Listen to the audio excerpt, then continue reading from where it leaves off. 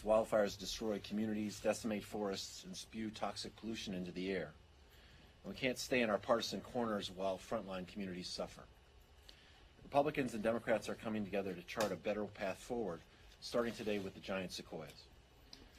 Over 20 members of Congress are joining Leader McCarthy and me to introduce the Save Our Sequoias Act. And as representatives of California's 23rd and 52nd districts, we know this issue better than most folks in Washington, D.C. I appreciate Leader McCarthy and Ranking Member Westerman's collaboration on this important bill. And if you're looking for an example of committed bipartisanship in these times, this is it. Giant sequoias are world-renowned for their majestic size and ancient lifespan, reaching heights over 300 feet, living for thousands of years. Teddy Roosevelt perhaps said it best when he called the Mariposa Sequoia Grove a temple greater than any human architect could ever possibly build. Historically, sequoias have been fire resistant. The last significant loss of a sequoia, as Leader McCarthy said, from fire, was over 750 years ago. But decades of inadequate forest management, combined with worsening drought and rising temperatures, have created an environment that is killing these trees at an alarming and unprecedented rate.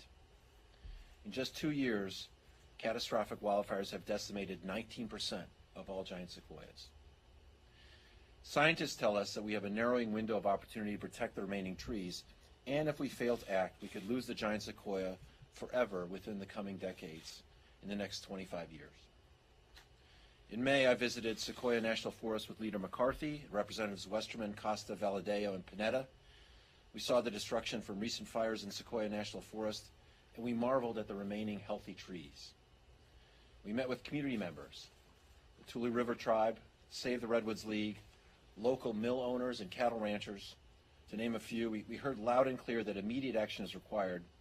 Community members are demanding new funding, tools, and authorities to protect the remaining trees and their communities. The Save Our Sequoias Act, or SOS Act, delivers on these issues.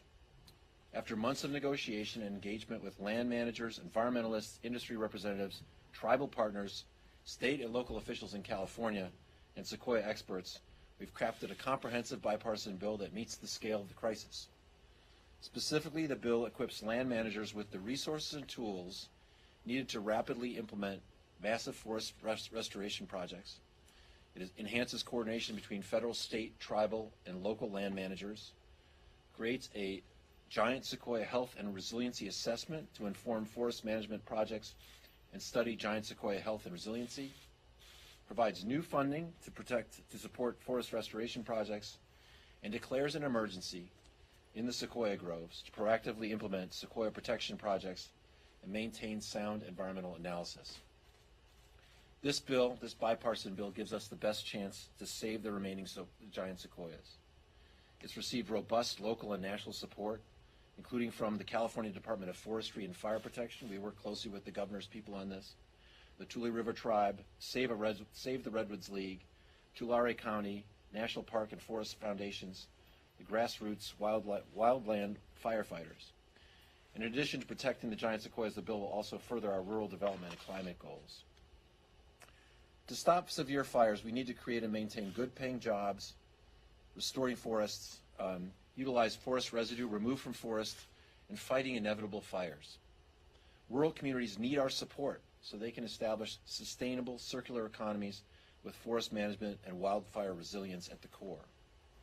With climate change driving more extreme fires, the fires themselves are now fueling more rapid warming by releasing carbon dioxide and superpolluting black carbon into the atmosphere. In 2020, California wildfires released more carbon emissions than the state's entire power sector releases in a year.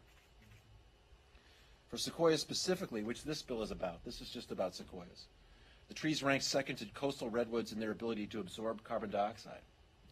We have to restore our forests so they remain key allies in the fight against climate change rather than drivers of it. If we fail to invest in our forests, we will lose the giant sequoia, we will lose Yosemite Valley, and likely lose the forests in the southern Sierras. To me and the group of stakeholders who contributed to and support this legislation, that's not acceptable. Let's reject this status quo. Let's move forward, come together to save the sequoias. Anything less would be a tragedy both for the iconic giant sequoias and our ability still to overcome challenges in America. With that, I want to thank Leader McCarthy, who, as he said, represents the territory where most of these trees are.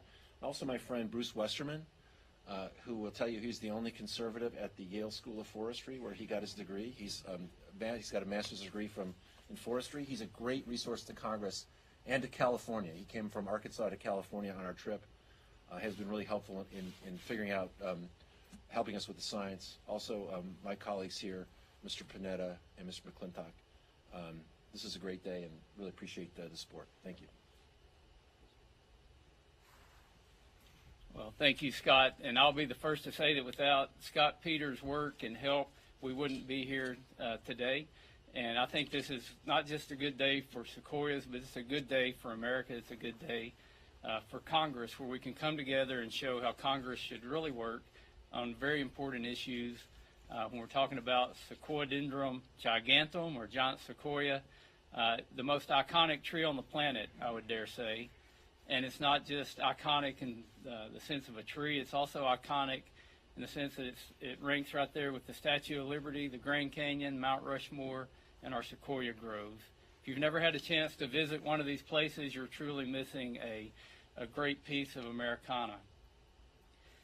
But as I reflect on what we saw and what's happening when we look at the science and the data with our giant sequoias, I think about what Henry Ford said when he said failure is an opportunity to begin again more intelligently. And we have to realize the fact that we failed. We failed because, as others have mentioned, we've lost nearly 20% of these iconic trees just in the past few years. There's only one place in the world that these trees grow. They grow on the western slopes of the Sierra Nevadas in very defined groves. That's good in the sense of when you're looking at legislation, because you can focus specifically on these groves, and this legislation targets these groves. You might ask, what's happening in the giant sequoia groves? That's what I ask. A couple of decades ago, when I was in forestry school, if you had told me that an entire grove of sequoia trees would be wiped out by wildfire, I would think you were crazy. I think most people would have said, "You're crazy, that can't happen." These trees have bark that's up to 2 feet thick. Some of the big ones do. They've been around for 3,000 years. Some of these trees have. They survived a lot of fire. So what happened? Why are we here today? Where did we fail? And if you look at the research, you find out that we thought we were doing the right thing. We thought we were helping these groves.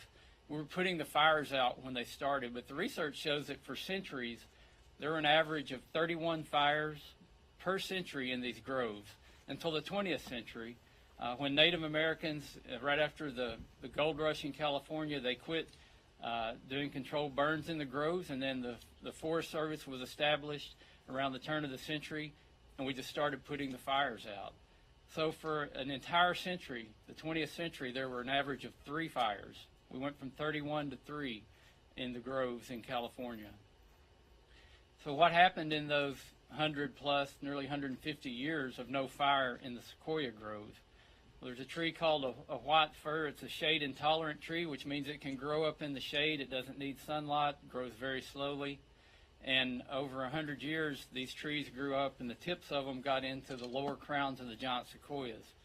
And it's not the low burning fires around the base of the trees that kill them. It's when the fire climbs up the white fir, when it climbs up pine trees, and it gets up into the crowns, and you have these crown fires that are stand replacing. It takes these trees out, and it's heartbreaking. It's one of the saddest things I've ever seen was to walk out in the Alder Creek Grove and see a moonscape with giant sequoia snags in it. And we can do better than that.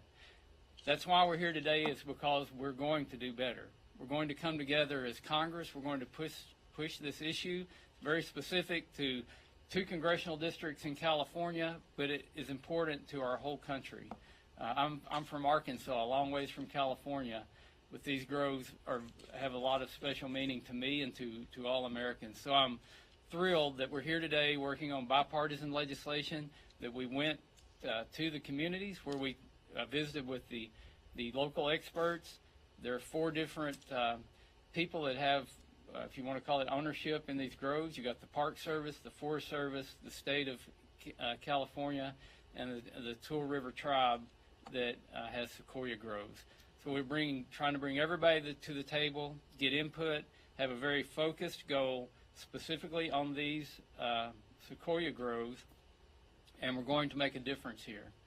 I bragged about Scott. I can't say enough good things about his leadership, but we've also got my friend Jimmy Panetta, also from California, who's passionate about these issues. He went on the field trip with us, and he's been right there the whole time working. And I can tell you, as a Republican, I don't catch flack for wanting to do forest management. But there are groups that try to put pressure on these guys, and you're barking up the wrong tree if you're trying to put pressure on Scott Peters and Jimmy Panetta and Jim Costa and all the other Democrats that are signing onto this bill. This is something we can work together on, that we can make a difference on, and I'm honored to turn the microphone over to Jimmy Panetta. Thank you. Thank you. Thank you, Professor Westerman. And also thank you, Leader McCarthy, and Mr. Peters, Representative Peters, Representative McClintock, but also all of the 14 Democrats and 14 Republicans that are on this bipartisan bill. Many of you probably are not from California, so many of you don't realize just how absolutely dry it is in literally every single part of California. The conditions of our forests have reached record levels of dryness, a dryness that consists of layers and layers of dry trees, sticks, leaves, grass, you name it. And it creates vast swaths of wilderness that are flammable, ignitable, combustible, making them so vulnerable that they can absolutely explode with just a single spark, a simple down power line, a smoldering campfire, or just one single strike of lightning. These are forests that are so filled with fuel, that are so dry, that they can get so hot that it can wipe out not just trees, but the world's largest trees. We saw that recently in the visit that you heard about to Sequoia National Park. We saw how colossal, yet how fragile the giant sequoias can become, not because of the trees themselves. You heard Bruce talk about how magnificent, how strong, how sturdy they are. But it's about the fuels around the sequoias that make them so susceptible to being destroyed. And that is why we must act now. That's why I'm proud to be an original co-sponsor of the Save Our Sequoias Act, to save these ancient, magnificent trees by using science-based management to remove the dead, dying, and dry fuels around just those sequoias. Let's be clear. This is not a slippery slope. This is not about clear cutting. This is not about timber harvesting. This is not about deforestation. What this is about is smart, science-based, circumscribed and targeted, sensible stewardship of the land surrounding these natural wonders. We must do this now. We must remove these dry fuels, yes, to prevent wildfire, but also to preserve and protect these sequoias for our future, for our progeny. That's why I'm glad to stand here as a group of this bipartisan, behind this bipartisan bill, which will do exactly that.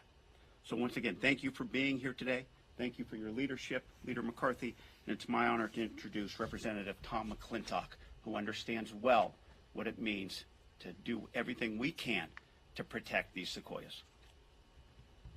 Well, thank you, Congressman Panetta. You know, an untended forest is no different than an untended garden. It'll grow and grow until it chokes itself to death, and then it will succumb to disease, pestilence, drought, and ultimately catastrophic wildfire. That's how nature gardens.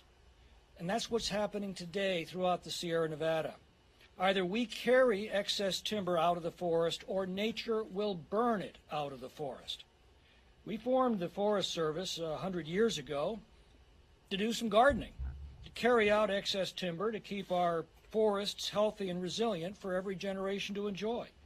And their stewardship reduced fire-destroyed acreage in California from between 4 to 12 million acres a year down to a steady 250,000 acres. But then we passed environmental laws in the 1970s that have made forest management projects infinitely time-consuming and ultimately cost-prohibitive. Our forests have become morbidly overgrown as a result, and nature is again gardening by fire. We were successful in getting a categorical exclusion for forest thinning projects in the Tahoe Basin in 2016. That is what saved the city of South Lake Tahoe from the recent Caldor fire. The fire hit a tract of land treated under that authority.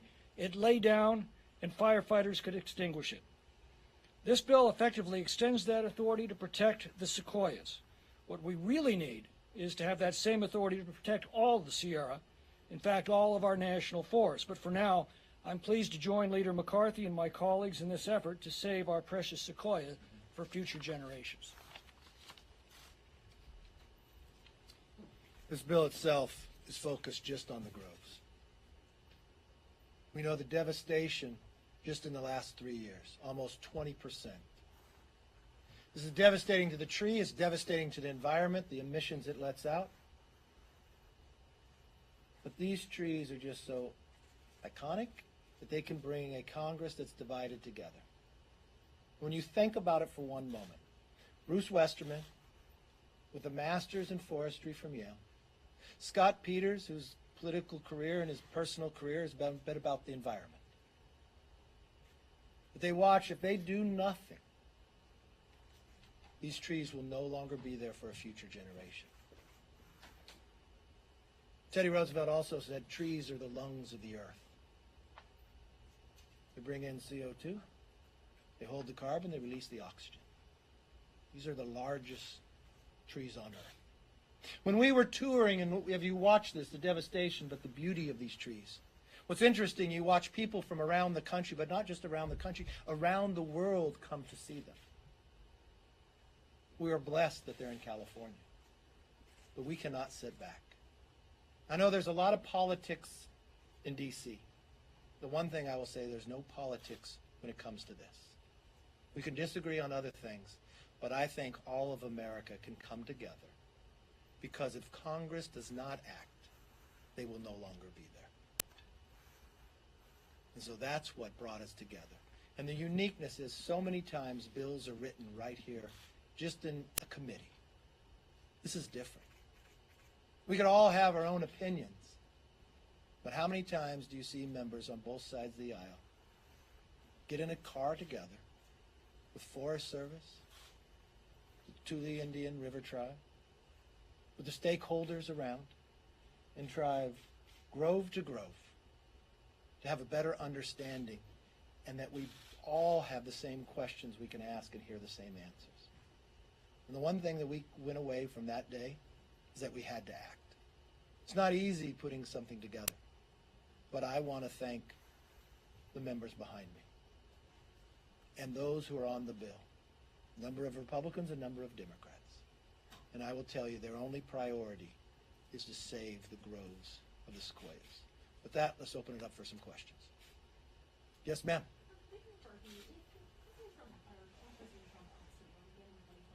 Okay, let me just be clear. If this is going to be something about politics, I got another press conference you can go to.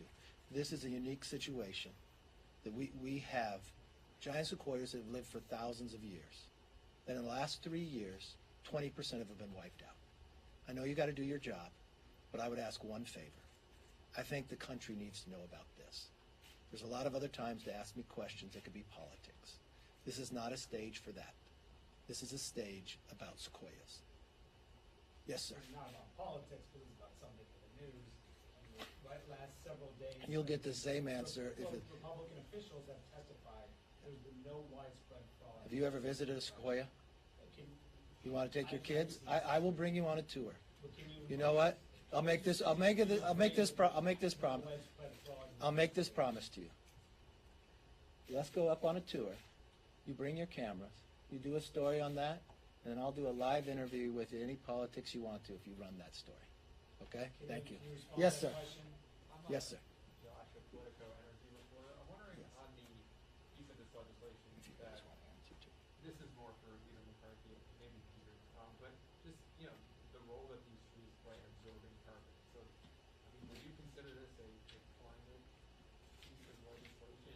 Oh, yes. task force. Yeah, and look at Do you this. see more opportunities to work bipartisan? I hope to, because I think our challenge is great when it comes to climate, and I think trees are a lot of element that can help us with that. Doesn't solve it all, and Mr. Westman should get up because we worked on 1 trillion trees introduced last Congress. Did you know? But just as Congressman Peters, and I'll have him come up here in 1 minute because really he's an environmental attorney. He is focused on saving the environment. That's been his work before in Congress and his work in Congress. And just as he told you in there, a fire is so intense, the emissions that it releases is greater than all the electricity that California has. So you fall back if you do nothing. Then compound that with the majestic beauty of these trees being destroyed. If you want to replant them, and we planted some trees while we were up there, but no one in this room is going to be here 1,000 years later to see it. But maybe our ancestors will if we take action now. So yes, I do believe it's part of helping the environment at the same time. Do you want to take it? Representative Peters, do you see this as kind of a one-off or interest aligned, or can you work with, is your sense Republicans share interest in doing this? Both. So this is a one-off that focuses on icons, environmental icons, that has helped us really build relationships. I mean, I didn't know Bruce Westerman from any of the other Republicans really until we had a conversation about trees. And here I got a real resource here in Congress to help me with forests. We have to have a much larger conversation about wildfires in general. And I think this is the beginning of that. We haven't had that conversation yet. We haven't reached resolution on those bigger issues. But this is a part of that journey, and I think it's very cool that we can get together and as Republicans and Democrats around these iconic trees, and I think it's a start of those conversations. And by the way, it's a good day for bipartisanship. I still support Kevin McCarthy for a minority leader, and he wants he might want me to be ranking member or something. But today's a day to come together and solve this problem. Remember, the president was just out in the West talking about forest fires. I remember going out touring with incoming Governor Gavin Newsom and Jerry Brown touring these forests. Nobody, Republican or Democrat, if you're in the West, has to deal with fires. They become so intense, as Mr. Panetta said, is so dry. And this could bring us all together, and it could also deal with the climate as well because of the emissions that these fires created. And it doesn't just stay in California. You spend any time across this country in the summer, you'll see the smoke from there as well. If you want to talk about natural climate solutions, there's nothing more natural, nothing larger scale, nothing more proactive than having a healthy forest. That's why we introduced the Trillion Trees Act. That's why we're so concerned about taking care of the forest that we have. Leader McCarthy talked about Teddy Roosevelt saying they're the lungs of the earth. They are the natural carbon eaters, and as we see increased levels of carbon in the atmosphere, there's nothing that can pull it out of the atmosphere like a forest can. There's studies that show there are about 3 trillion trees on the planet today. Scientists believe that there's been as many as 7 trillion. If we could regain 1 trillion of those trees, we could pull out 2/3 of the carbon emitted by man since the beginning of the Industrial Revolution. That's large scale, that's proactive, that's economical, and it also helps rural communities, not just in America, but around the world. So there's a lot of positives to forest. And we talk about clean air, but they're critical to clean water. They're critical for wildlife habitat, they're critical for rural economies, and also for recreation. So I've always said forests are a win-win-win situation, and the answer is trees. And what's your question? And that also includes my Replant Act that was included in the Infrastructure Investment and Jobs Act. A bill it's also about the Replant Act, which was included in the Infrastructure Investment and Jobs Act, which deals with expanding our reforestation efforts in national forests over the next 10 years and creating over close to 10,000 jobs to do that as well. Which is key. Yes, sir. Last question. I am also from California. I've seen the sequoias. They're absolutely gorgeous. I hope they're saved. but this is the normal time for your weekly presser. So I have a question also of like on you guys about today we're supposed to hear from the in the hearing that President Trump tried to overthrow the Department of Justice and use it to influence the election and keep himself in office, including some of your own members, as Scott Perry's been mentioned before. How concerning is that to you? And do you regret not appointing anyone? I do not regret not appointing anybody at all. How can you have an honest investigation if the Speaker can appoint and pick and choose who can be on? How can the Speaker select a chairman who voted to override a Republican presidential election? And how can a chairman start the whole investigation by saying one person is off limits? How can that person be off limits, the Speaker, when the Senate in a bipartisan manner investigated, but the only people who did not work with them or coordinate or collaborate with them was the Speaker's office, the Sergeant of Arms, on what went through that day? So no, that's a political appointment. It's a political committee. And the one thing I do know, and the American public knows, gas has gone up $1.86 a gallon since the day Nancy Pelosi announced that committee. The one thing I'm most proud of, though, today you sat through a press conference about something that you love, an ability to save giant sequoias. I'm going to look forward to your report, knowing that you're from California, knowing what could be lost if nothing happens. And so I welcome your report. I welcome reading it, seeing it, and hearing about it, because this is critical that I think not just every American, but I think people around the world, from our environment to the beauty to the majesticness of these trees.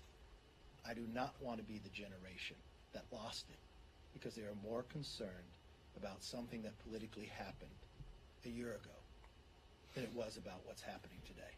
And I want to congratulate and thank everybody who's on this bill that can put politics aside and put the priorities that the American public is looking at and the health of the giant sequoias ahead of that. So thank you. Jimmy and I are here for the trees.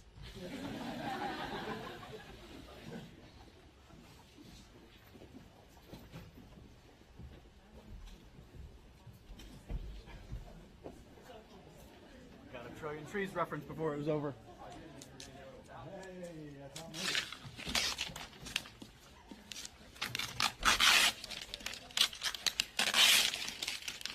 Thank you. Shut you down, Brittany. Shut it down.